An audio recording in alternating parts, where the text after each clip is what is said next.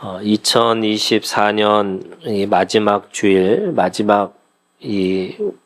저희가 설교를 어떤 걸 할까 생각을 해봤는데, 어차피 저희가 송구영신 예배 때 2024년 우리에게 주신 그 말씀을 되새김질 할 거고요. 또 2025년 우리에게 주신 말씀이 무엇인지를 우리가 함께 나눌 거니까, 그래서 그냥 사도행전 우리 강해 설교를 우리가 계속 하고 있었는데, 우리가 이제 강해 설교 그냥 이 마지막 주일도 그렇게 하기로 제가 결정을 했습니다. 오늘 말씀은 살아계신 하나님께로 돌아오게 함이라 라는 주제를 가지고 말씀을 나누기를 원합니다.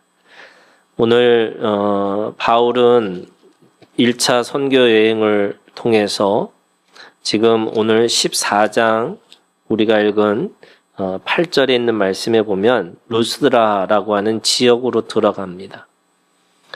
지금으로 얘기하면 터키 지역을 얘기하는 거죠. 이 루스드라라고 하는 지역에 들어가서 기적을 베풀죠.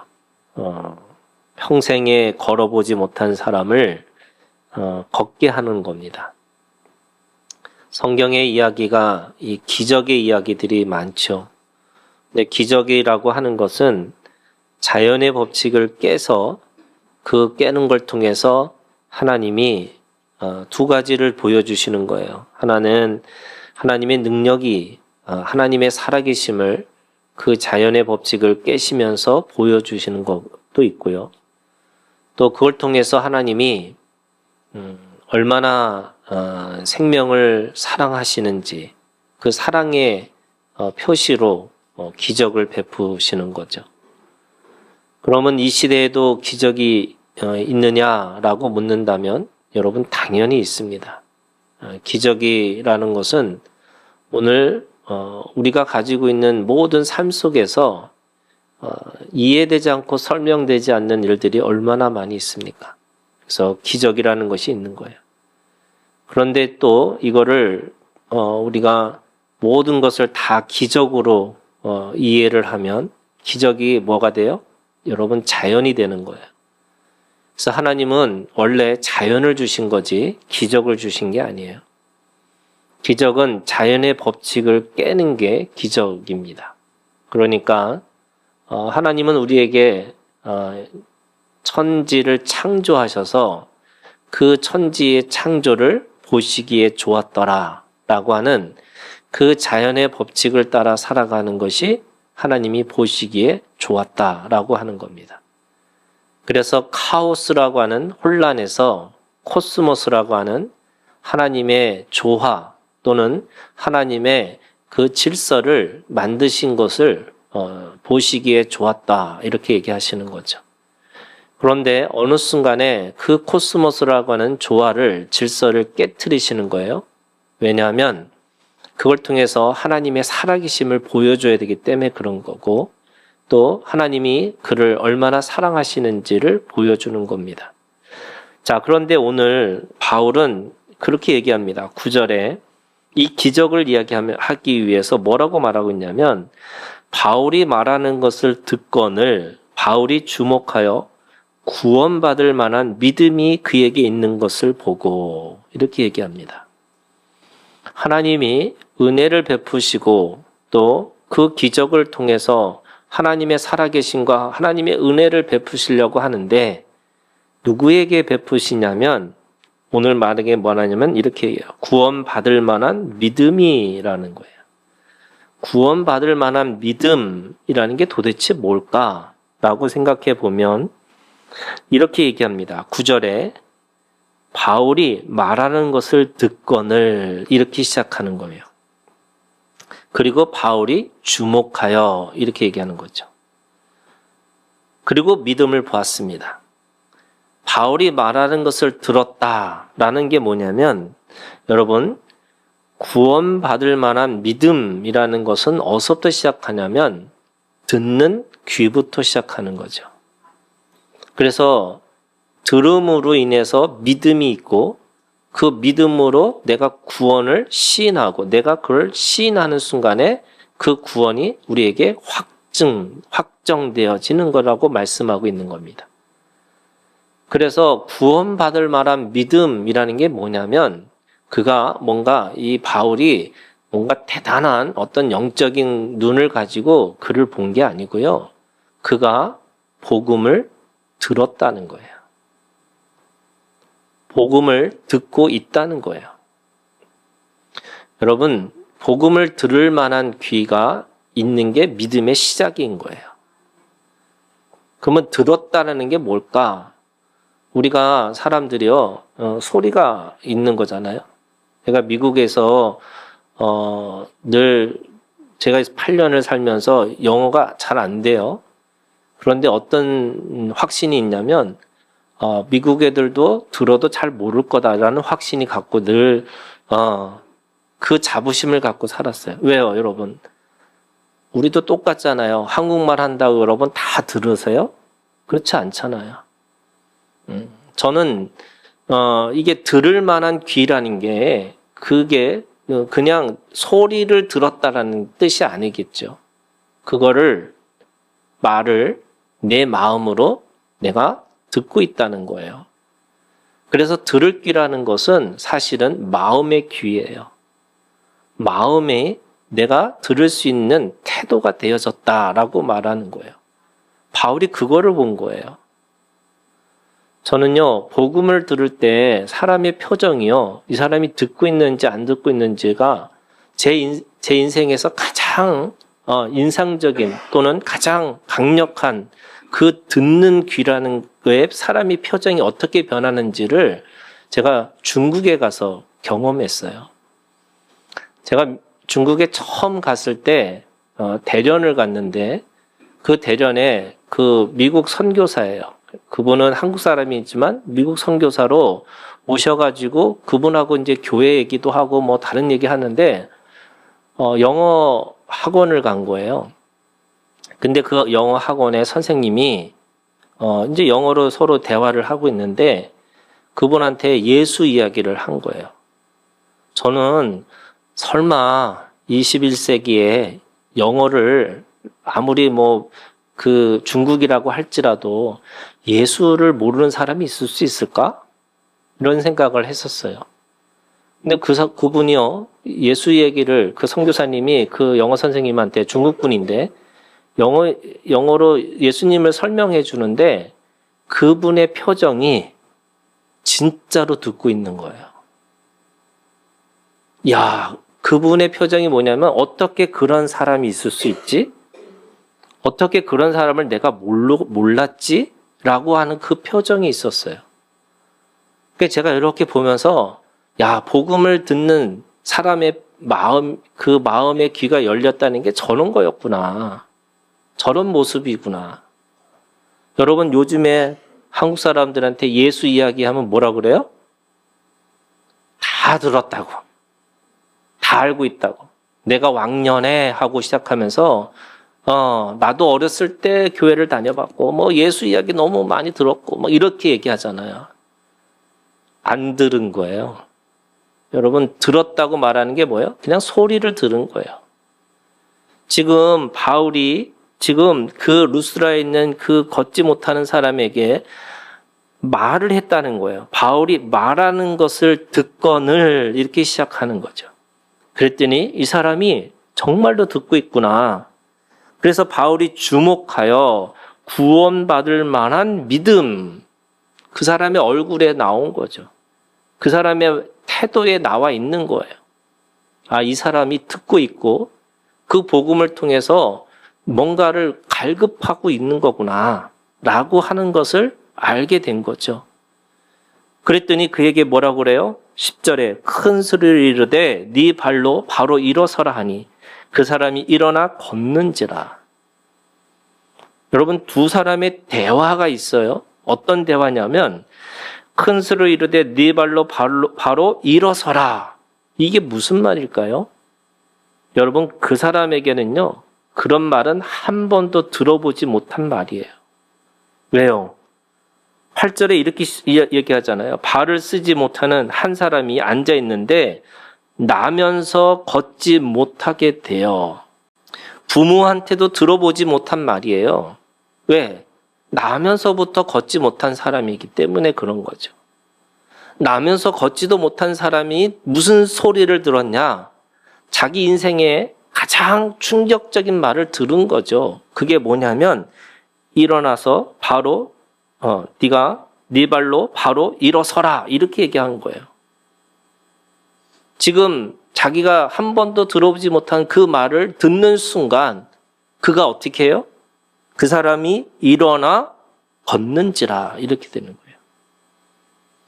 한 번도 들어보지 못한 예수 이야기, 그리고 그걸 통해서 예수를 알고 싶어하는 그 진리를 갈망하는 그 얼굴, 그 마음, 태도, 그러고 나서 완전히 자기 인생에 처음 듣는 그 소리를 듣고 그가 믿음으로 일어나서 걷는 거라는 거예요. 여러분, 우리가 가지고 있는 이 모든 세계가 이런 거예요. 하나님이 우리에게 창조의 능력을 주셨는데 우리 입술에 주신 거예요. 왜요? 그 아담에게 주신 능력이 뭐냐면 네가 이름을 지으면 없는 거예요. 이름을 지으면 그 이름대로 되어진다는 거잖아요. 여러분, 오늘 우리가 가지고 있는 예수 그리스도의 믿음이라는 게 어떤 거냐면 없는 것을 있게끔 하는 하나님의 창조의 역사에 오늘 우리를 동참하게 하셨다는 거예요. 그 말은 무슨 말이냐? 여러분, 이런 거예요. 세상의 말은 똑같은 말을 계속 반복하고 반복해요. 뭐예요? 힘이 있고 뭐가 있어야 되고 또 뭐가 내가 소유를 하고 계속 그 얘기를 하고 있는데 우리는 다른 말을 하고 살으라고 얘기하시는 거예요. 이 세상에 없는 말을 하고 살으라고 얘기하시는 거예요. 그게 뭐예요, 여러분? 창조예요. 하나님은 오늘 창조주 하나님께서 우리 피조물을 향해서 뭐라고 그러냐면 너희를 창조의 역사에 참여하는 자로 부르셨다고 말씀하셔요. 그래서 세상에서 배운 말이 아니라 하늘의 말을 가지고 하늘의 말을 선포하고 살으라고 말씀하시는 거예요. 여러분, 우리도 너무 뻔하게 보이잖아요. 50이 넘고 60이 가까우니까 세상에 보여요. 그냥 보이는 거잖아요. 이렇게 했으면 이렇게 되는 게 당연한 거고 그냥 안 봐도 훤하는 게 보이는 거잖아요. 그런데 여러분, 하나님은 오늘 우리에게 다른 말을 하고 살으라고 말씀하세요. 그 사람이 듣지 못했던, 세상에 듣지 못했던 그 말을 하고 살으라고 얘기하는 거예요. 여러분, 이 말이 오늘 우리 가운데 살아 역사하시는 능력이 되기를 주님의 이름으로 축원합니다. 여러분, 가족들한테 그런 말하셔야 돼요.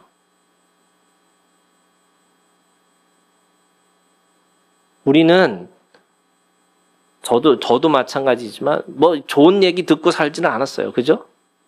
제가 늘 하는 얘기지만 저 왜 이렇게 밥 먹을 때 혼났는지 모르겠어요. 맨날 혼났어요. 밥 먹을 때. 쩝쩝거리고 먹는다. 하나만 집중해서 먹는다. 어른들이 숟가락 드는데 네가 먼저 들었다. 뭐 했다. 온갖 소리 다 듣고 살았잖아요. 여러분, 그런 면에서 우리도 참 대단한 사람들이에요. 그 소리를 뚫고 살았으니까.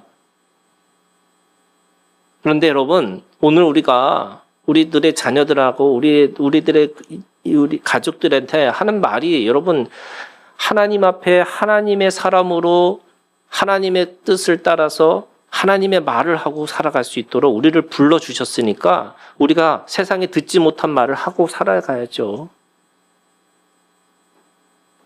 이스라엘 백성들은 애굽에서 탈출할 때 뭐였어요? 노예였어요.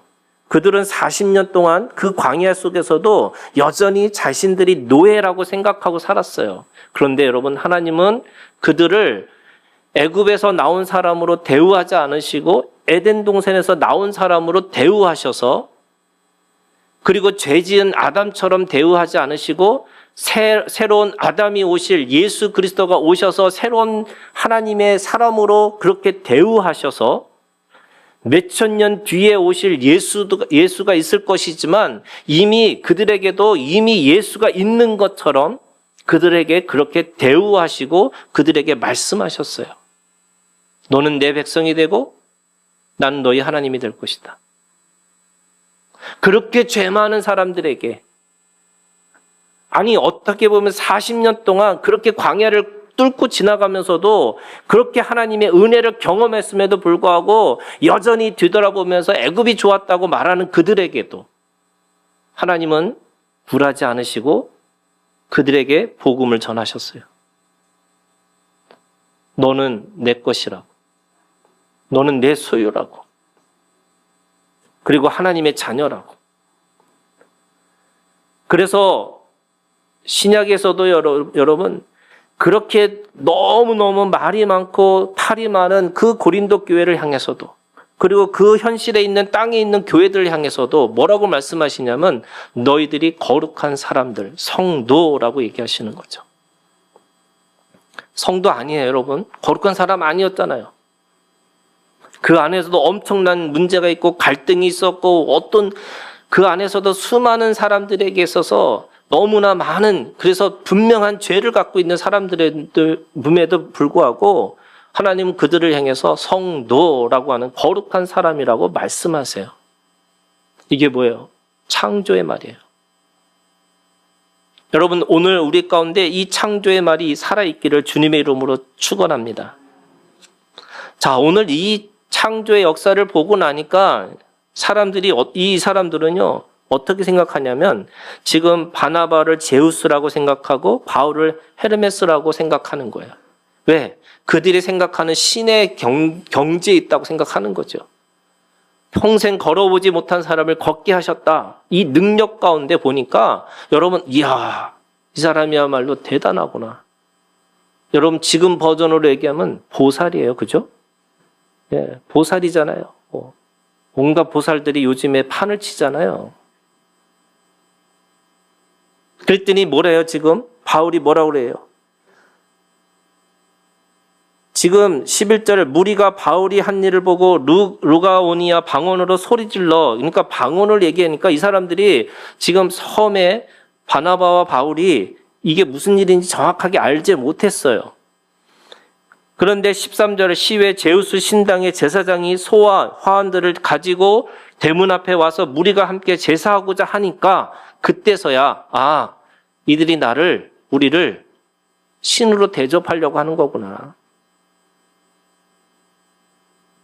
그랬더니 14절 두 사도 바나바와 바울이 듣고 옷을 찢고 무리 가운데 뛰어들어가서 소리질러 이렇게 얘기합니다.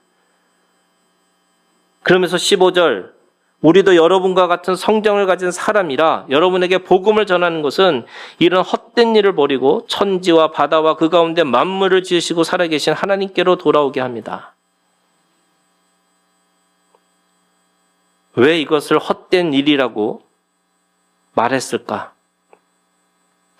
여러분, 종교도 똑같은 종교가 아니에요. 여러분, 종교학자들이 보면은 이 고등종교와 저등종교가 있어요.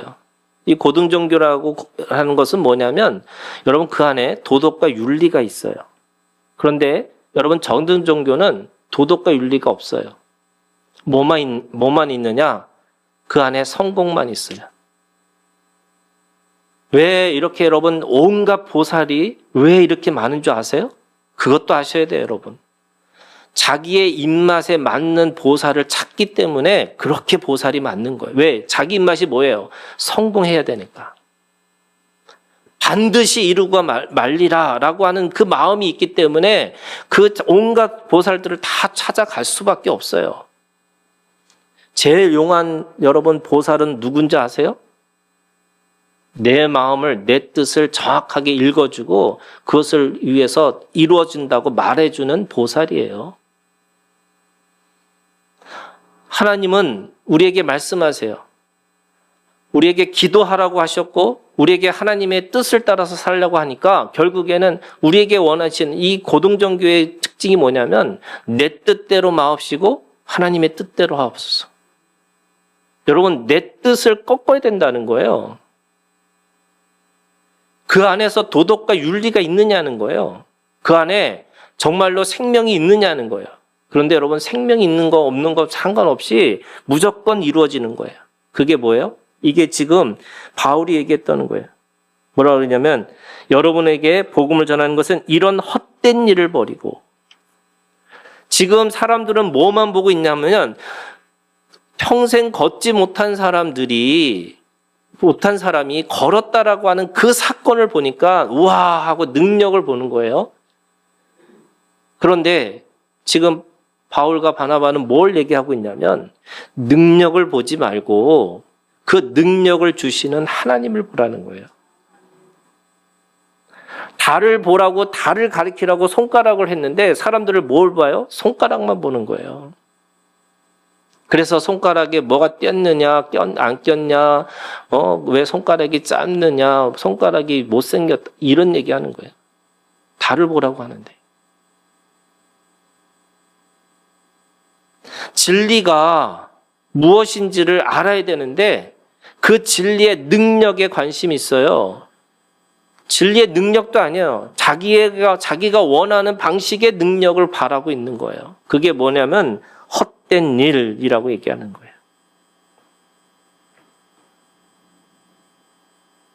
여러분, 우리 안에 이 정말 창피한 얘기인데요. 여러분, 그렇게 지금 뭐 무슨 보살 하는 사람의 그 보니까 뒤로 가 보니까 뭐 정확한 거 제가 들은 얘기는 그거예요. 감리교 권사님이 있다는 거예요. 예. 아니, 그렇게 교회를 다니고 그렇게 말씀을 들었는데도 불구하고 뭐예요? 예, 보살님 찾아가야 되는 거예요. 여러분, 헛된 일을 버리시기를 주님의 이름으로 축원합니다. 제발 버리세요. 그래서 하루에 운세도 보지 마세요. 손 없는 날인지 뭐 이런 거 따지지 마세요. 싸게 손 있는 날 이사하세요. 예. 왜요? 땅의 이야기는요, 여러분 한계에 있는 거예요. 우리는 하늘의 이야기를 하셔야죠. 자, 오늘 이 말씀 속에 이렇게 얘기합니다. 그러면서 지금 뭐라고 얘기했냐면 16절이에요. 하나님이 지나간 세대는 모든 민족으로 자기들의 길들을 가게 방임하셨으나 17절 그러나 자기를 증언하지 아니하신 것이 아니니 곧 여러분에게 하늘로부터 비를 내리시며 결실기를 주시는 선한 일을 하사 음식과 기쁨으로 여러분의 마음에 만족하게 하셨느니라. 무슨 말이에요, 여러분? 하나님이 여러분들 하나님 안 믿으려고 그냥 마음을 내버려 두셨지만 여러분 그 역사 속에서 하나님이 뭐라 하셨냐면 자연의 현상을 통해서 하나님이 살아계심을, 하나님이 계심을 분명하게 여러분들에게 보여주셨다는 거예요. 성경에 보면요, 여러분 성경에 율법이 없는 하나님의 말씀을 모르는 사람들에게 하나님은 세 가지를 주셨어요. 하나님을 알만한 것들을 주셨어요. 그래서 로마서 1장에 있는 말씀에 보면 누구든지 하나님 모른다라고 핑계치 못하게 하셨다는 거예요. 첫 번째가 뭐냐 여러분? 자연이에요. 여러분 자연을 통해서 하나님을 볼 수 있도록 만드셨다는 거예요. 여러분 최고의 이 자연 과학자들이 결국에는 이거를 어떻게 설명할 수 없는, 이해할 수 없는 이런 것들을 보면서 이거는 누군가가 있어야 된다는 거예요. 여러분 자연과학자들이 하나님을 안 믿는 것 같은데 여러분 더 잘 믿어요. 더 보수적으로 믿어요. 왜냐하면 이 자연의 세계를 설명할 수가 없으니까 그런 거예요. 저는 이 자연이라는 게 어떤 거냐면 여러분 우리가 가장 이성적인 사람들을 통해서 뭘 하고 있냐면 하나님이 또 다른 세계를 보여주신다는 거예요. 제가 늘 하는 얘기죠. 여러분 머리 쓰고 사셔야 돼요. 교회에만 오면 머리가 자꾸 머리를 비는 게 믿음인 것처럼 착각하는 거잖아요. 여러분 이 머리를 쓰시는 게 가장 이성적인 사람만이 여러분 저는 정확하게 하나님을 이해할 수 있다고 생각해요. 왜요? 코스모스잖아요. 하나님의 질서를 경험한 사람만이 하나님이 정말 하나님이 살아계시는구나 라는 것을 알게 하신다는 거예요. 이게 자연이에요. 두 번째, 여러분, 하나님은 양심이라는 걸 주셨다는 거예요. 양심이 뭐냐면 내면의 소리예요, 여러분. 우리 이런 거잖아요, 여러분. 어느 순간 뭘 하려고 할 때마다 이게 맞나? 사람으로 이게 맞는 건가? 동물의 세계에서는 그게 맞지만 이게 정말로 내가 살면서 이게 맞는 건가? 하나님 있느냐 없느냐가 아니에요, 여러분. 그게 뭐예요? 양심이라는 거예요. 하나님은 그 사람에게 사람답게 생명답게 살게끔 하신다는 거예요. 그래서 먹고 마시고 내가 그 모든 것을 다 만족하고 살 수 있을 거라고 생각했는데 아니요. 사람들에게는 그것이 뭔가를 진리가 뭐지? 내가 왜 사는 거지? 그 의미와 그것들을 찾아내게 하시는 것이 양심이 있어요. 세 번째, 여러분, 하나님은 믿지 않는 사람에게도 뭘 주셨냐면 역사라는 걸 주셨어요. 개인적으로 생각하면 그것이 하나의 경험일 수도 있고요.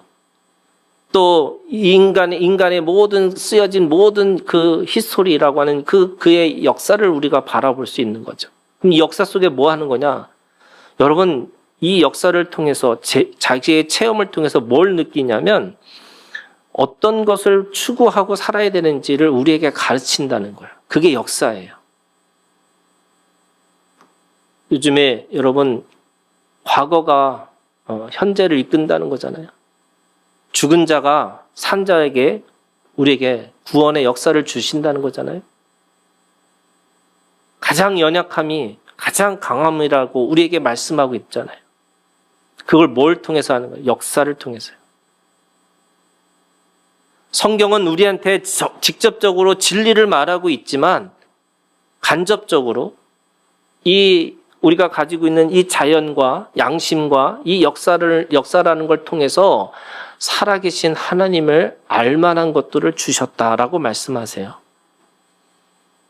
그래서 여러분, 자연과학자들이 또는 최고의 철학자들이 또는 최고의 역사학자들이 하나님을 부정할 수 없다는 거예요. 그게 지금 바울의 고백이에요. 당신들이 하나님이라고 하는 예수를 모르고 있지만 그 예수가 당신들의 삶 속에서 이미 자연의 세계에서 당신의 내면의 세계에서 또 우리가 가지고 있는 세계의 역사를 통해서 바로 당신들에게 말씀하고 계셨다는 거예요. 그런 의미에서 여러분, 오늘 이 살아계신 하나님께로 돌아온다는 뜻이 뭘까? 구약을 전체로 보면서 여러분 가장 최고의 아름다운 이야기가 이사야 11장에 있는 말씀이에요. 우리가 읽은 이 6절부터 9절에 있는 말씀은 우리가 살아가는 자연의 세계, 또 양심의 세계, 내면의 세계, 그리고 그 역사의 세계 속에서 가장 아름다운 최고의 모습이 6절부터 9절에 있는 말씀이에요. 여러분, 이 살아계신 하나님이 이렇게 하시겠다는 거예요. 어떤 거냐면요, 이 자연의 세계에서 가장 아름다운 것이 뭐냐? 오늘 이렇게 얘기해요. 이리와 어린 양이 뛰노는 거예요. 표범과 어린 염소가 놀아요. 송아지와 어린 사자와 살찐 짐승이 어린애에게 끌려 살아가는 거예요. 암소와 곰이 함께 뛰놀고 젖먹인 아이가 그 독사의 구멍에서 같이 장난하고 놀아요. 왜 완전히 극과 극이라고 하는 존재, 이리와 어린 양, 먹힐 수밖에 없는, 먹고 먹힐 수밖에 없는 그런 그 먹이 사슬에 있는 존재들이 왜 어떻게 함께 뛰놀고 함께 살아갈 수 있을까? 여러분, 이게 오늘 우리에게 주시는 하나님의 가장 아름다운 살아계신 하나님께로 돌아가는 모습인 거예요. 이 말은 자연도 양심도 그리고 그 역사도 우리에게 말씀하고 있는 그 가장 궁극적인 것이 뭐냐면 함께 더불어서 살아가라는 거예요. 어떤 사람들이요? 힘 있는 자와 힘이 없는 자가, 부자와 가난한 자, 지혜로운 자와 어리석은 자가, 어른과 아이가, 남자와 여자가, 노인과 어린아이들이 함께 존중하고 신뢰하고 서로 사랑하면서 그러면서 서로 이해하면서 살아갈 수 있는 나라, 하나님의 공동체를 우리에게 말씀하고 있어요. 그게 어떻게 되냐면 저는 그게 교회라고 생각해요. 교회는 여러분 오늘 우리가 하나님 앞에서 서로가 서로를 존재로 받아주는 것이 교회여야 되는 거죠. 교회는 더 배우고 더 못 배우고 이런 게 없는 거죠. 교회는 내가 보수냐 진보냐 이런 거 없는 거죠. 교회는 전라도냐 경상도냐 이런 게 없는 거죠. 왜요? 그게 생명의 바다에 하나님의 그 나라에 그 모든 것들이 함께 어울려져서 살아낼 수 있다고 말씀하시는 거예요. 그런데 어떻게 해야 되느냐? 여러분 오늘 말씀해 보면 제가 이렇게 얘기해요. 7절에 보면 이렇게 얘기해요. 왜 사자가 어린 양을 잡아먹지 않을까? 7절에 얘기합니다. 사자가 소처럼 풀을 먹을 것이다. 이리가 어린 양하고 놀 수 있는 이유 중에 하나가 그 이리의 체질이 바뀌는 거예요. 그 체질이 바뀐다는 게 뭐냐면 에덴 동산에서는 여러분 육식으로 이 먹이 사슬로 살았던 동산이 아니에요. 하나님의 새 하늘과 새 땅은 하나님께서 만드신 자연의 세계는 함께 공존하고 살아가는 거지 누가 먹고 누가 먹히는 존재로 살아가지 않는다는 거예요. 그래서 그 안에 에덴 동산의 평화로운 공존이 그 안에 있다고 하는 겁니다. 근데 왜 그럴까? 육식을 하지 않기 때문에 그래요. 사자가 육식을 하지 않으면 찾아봤어요. AI한테. 금방 죽을 거래요. 왜? 육식을 안 먹는, 이 육식을 먹지 않으면 내 소화기관이 잘못되어 있기 때문에 죽을 수밖에 없고 영양분이 떨어져서 죽을 수밖에 없대요. 그러면 여러분 이 먹는 체질이라는 게 뭐냐면 모든 몸의 구조가 바뀌었다는 거예요. 지금 이 사람들이 보고 있는 하나님 살아계신 하나님께로 돌아온다는 게 무슨 뜻이냐?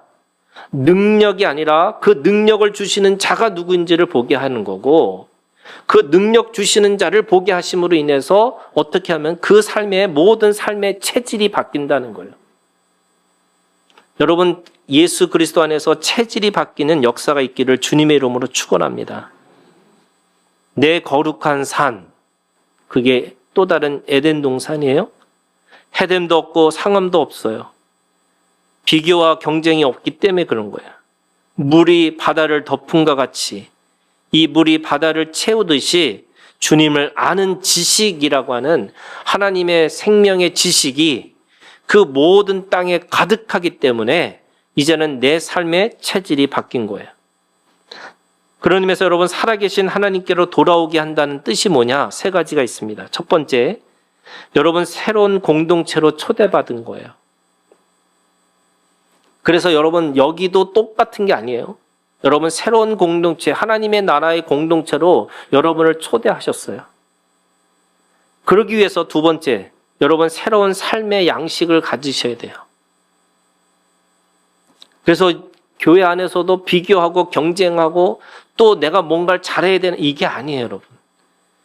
여러분들 있는 그 자체로, 여러분들의 존재 자체로 하나님께서 가장 소중하게 여기시는 것처럼 여러분 그 안에서 하나님이 주시는 새로운 체질로 변화되기를 주님의 이름으로 축원합니다. 그래서 여러분 최고의 사랑이 뭔지 아세요? 최고의 사랑이 그거예요, 여러분. 왜 했냐? 그냥 하는 거예요, 여러분. 그냥이라는 말이 서로가 서로를 존재로 받아주는 거예요. 마지막으로 여러분 세 번째, 하나님을 아는 지식이 예수 그리스도로 말미암아 충만해지는 거예요. 그게 뭐냐면 하나님께서 내가 오늘 우리 가운데 모든 사람들에게 예수가 우리의 생명이고 예수가 우리의 길이고 예수가 우리의 진리인 것을 내가 그냥 모든 사람들이 다 알게 하게 되는 거죠. 여러분 오늘 이 살아계신 하나님께로 돌아오는 이 믿음이 오늘 우리 가운데 있기를 주님의 이름으로 축원합니다. 기도하겠습니다.